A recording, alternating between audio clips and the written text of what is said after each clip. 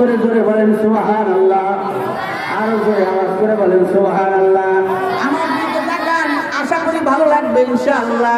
2 ফোঁটা পানি একটু ফালায়া দেন, আল্লাহর কাছে মনে মনে দোয়া করেন রব্বুল আলামিন। মা আব্বার কতদিন পূর্বে কবরের মধ্যে রেখে আসলাম, এই রামধুনিবাড়ি গ্রামের মধ্যে কবরস্থান আছে না নাই? আর জোরে বলেন আছে না নাই? মুসলমান মানুষের আমার গভীর মনোযোগ, 3 ধরনের ব্যক্তির দোয়া কোনোদিন আল্লাহর দরবার থেকে বৃথা যায় না। আসমানের দিকে উঠে যায়, এইরকম ভাবে কোনো পর্দা থাকে না, মাঝখানে কোনো পর্দা থাকে না। সুবহানাল্লাহ বলেন।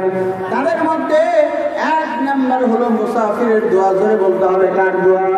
মুসাফিরের দোয়া। 2 নাম্বার হলো মাজলুমের দোয়া। 3 নাম্বার হলো মা এবং বাবার দোয়া।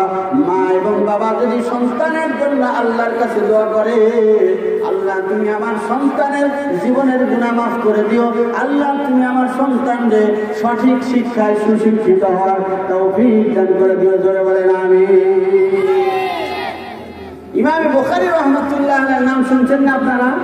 কথা বলতে হবে আমার সাথে। কোরআনের পরে স্থান কার? এ ভাই আপনারা বলছেন না? কোরআনের পরে যে কিতাবটা, সেই কিতাবের নাম কি? বুখারী শরীফ। এই বুখারী শরীফের মধ্যে রিওয়ায়াত আসছে, ইমাম বুখারী রাহমাতুল্লাহ আলাইহি ছোট্টবেলায় শিশু অবস্থায় কোন একটা রোগের কারণে আল্লাহ পাক রব্বুল আলামিন তার 2টা চক্ষুটারে বন্ধ করে দিয়েছিল। কি করে দিয়েছিল? কথা বলেন, কি করে দিয়েছিল? বন্ধ করে দিয়েছিল।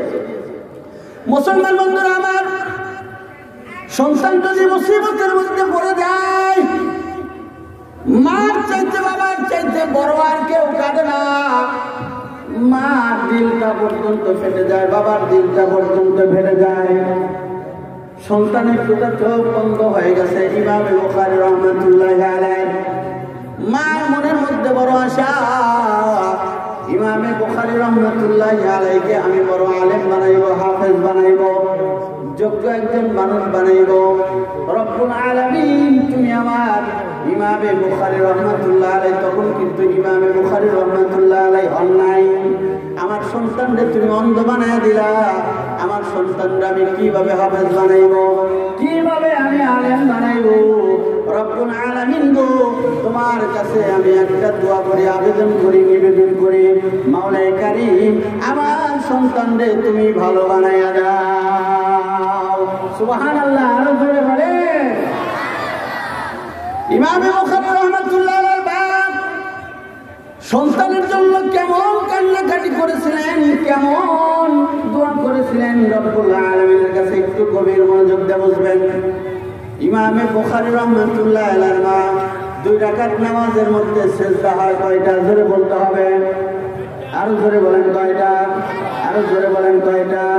2 রাকাত নামাজের মধ্যে সিজদা হয় 4টা।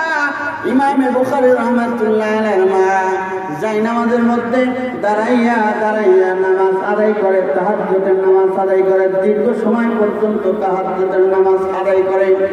নামাজের পরে আল্লাহ পাক রব্বুল আলামিনের কাছে 2 হাত তুলে দোয়া করে, মালিক ও রব্বুল আলামিন, আমি বুখারীর মা হই, আমি বুখারীর মা তোমার কাছে দোয়া করতেছি রব্বুল আলামিন, তুমি আমার সন্তানটার চক্ষুটাকে ভালো করে দাও। আল্লাহ আমার সন্তানটারে আমি হাফেজ বানাইব, আমার সন্তানটারে আমি আলেম বানাইব। রব্বুল আলামিন আমি মা হইয়া আমার সন্তানের জন্য তোমার কাছে আরজু জানাই দোয়া করতেছি। আল্লাহ গো, মেহেরবানি করিয়া তুমি আমার দোয়াখানা কবুল মঞ্জুর করে দাও। ইমাম বুখারী রাহমাতুল্লাহ আলাইহি মা লম্বা সময় তাহাজ্জুদ নামাজ পড়ার পরে এক পর্যায়ে জায়নামাজের মধ্যে শুয়ে পড়ছে আর ঘুমিয়ে গেছে। কোন কোন রিওয়ায়াতের মধ্যে আছে ইমাম বুখারী রাহমাতুল্লাহ আলাইহি মা স্বপ্নে যুগে একজন বৃদ্ধ মানুষকে দেখে। কিতাবের মধ্যে এমন পাওয়া যায় ইব্রাহিম পয়গম্বর আলাইহিস সালাতু ওয়াস সালামের কথা। সুবহানাল্লাহ জোরে বলেন। আল্লাহর পয়গম্বর ইব্রাহিম আলাইহিস সালাতু ওয়াস সালাম ইমাম বুখারী রাহমাতুল্লাহ আলাইহির মাকে ডাক দিয়ে বলে, ও বুখারীর মা, চিন্তা কইরো না আর কান্নাকাটি কইরো না, তোমার দোয়া আল্লাহ পাক রব্বুল আলামিন আসমান পর্যন্ত উঠায় নিয়ে কবুল করে নিয়েছে। সুবহানাল্লাহ বলেন, সুবহানাল্লাহ। আল্লাহ পাক রব্বুল আলামিন তোমার দোয়া কবুল করে যাও, যাও কবুল করে নিয়েছে, তোমার সন্তানরে আল্লাহ পাক রব্বুল আলামিন ভালো বানাইয়া দিয়েছে। আরো জোরে বলেন সুবহানাল্লাহ। কিতাবের মধ্যে পাওয়া যায় আল্লাহর বান্দার মনের মধ্যে বড় আনন্দ।